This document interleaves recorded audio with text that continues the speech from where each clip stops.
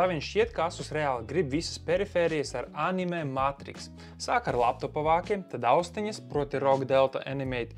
Tagad ir kārta klaviatūrai. Asus ROG Strix Flare 2 Animate. Kā jau nosaukums liecina, šī ir otrā Flare klaviatūras iterācija.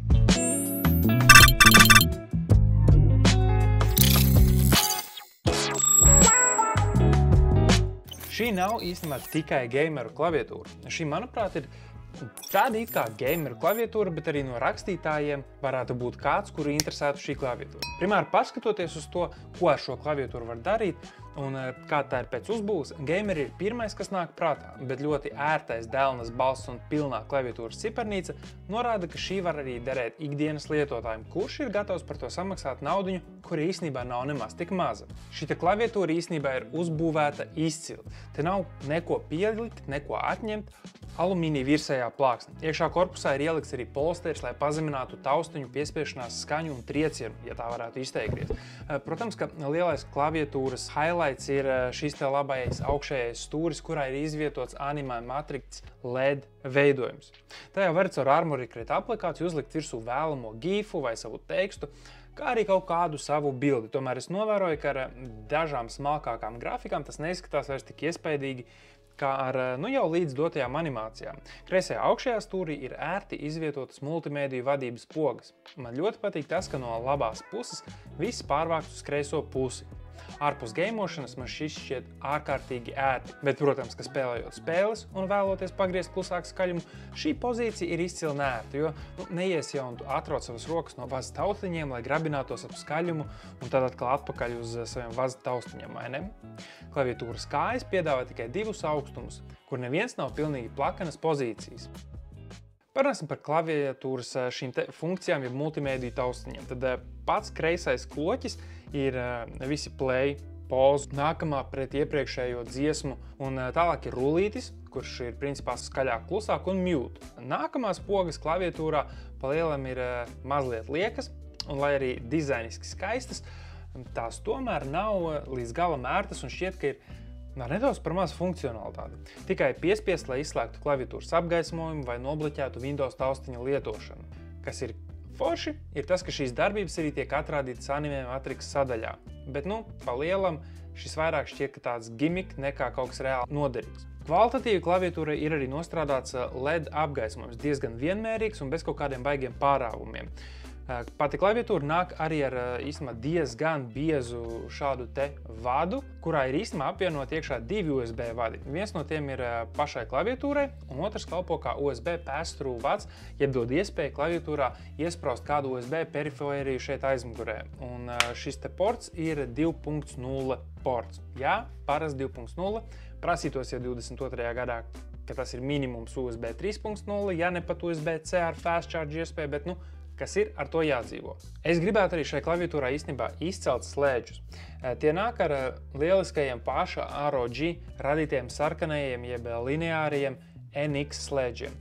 Tie gan nav rūpnīcas lubricēti, kas dod tādu diezgan sausu skaņu, es teiktu, uz pieskaršanos, bet tie, kuriem patīk lineārie slēdži, šī īstenībā patiks ievērojami un nesalīdzinājumi labāk par Cherry MX Red.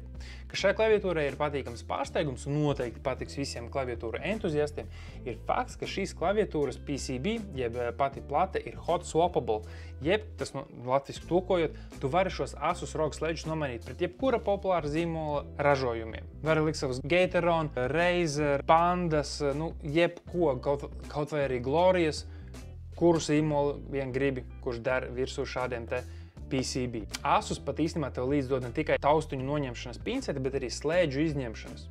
Lūk, to neredzēt lielākajai daļai mainstream klaviatūru ražotāju piedāvājumā. Tas ir īstenībā diezgan nopietnas pieteikums sniegt parastajiem lietotājiem iespēju pašiem sākt individualizēt klaviatūru tā, kā pašam patīk.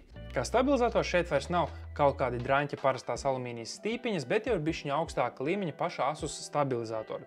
Tie ir diezgan iespaidīgi, spējas taustiņš neļurgājas nevienā brīdī, kā pie lētajām klaviatūrām to mēdz novērot. Kas man nedaudz nepatīk, ir tas, ka šie ROG NX slēdži ir ar serdi, kas nozīmē, ka taustiņus tiem ļurgāsies apkārt un nav tik stabili piespiedienā kā tie paši ROG RX slēdži, kuriem ir serdi uz 4 piespiedienu punktiem un lielāku stabilitāti. Un beigās paši taustiņi, tie ir no PBT plasmasas jeb dubultā lietie. Tas piedod tiem izturību un noturību pret nolietošanos. ABS plasmasas taustiņi jau pēc parasti pāris mēnešiem sāk no pirksta speķa vai taukiem spīdēt, un tas liecina tikai par šo taustiņu zemo kvalitāti. Nekas no tā viss nav novērojams šajā klaviatūrā, un es viņu lietoju jau gandrīz kaut kādu mēnesi. Un tagad arī, protams, kas ir neatņemama sastāvdaļa, neliels skaņas tests klaviatūrai.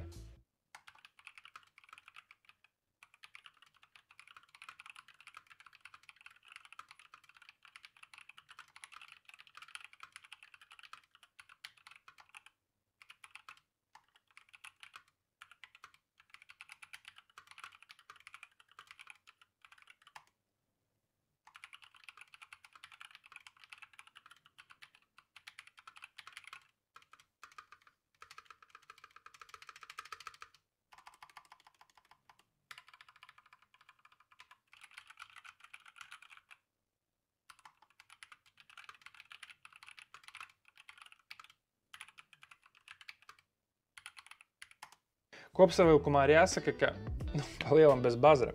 Šī ir lieliski uzbūvēta klaviatūra. Jā, tā ir pieņemts kompromiss uz slēdžiem, lai varētu tos mainīt, bet pats fakts, ka tie ir hot swappable, ja bez lodēšanas maināmi slēdži, ka Asus pat iedod līdzi rīkus to nomaiņai. Tas ir kaut kas apsveicams.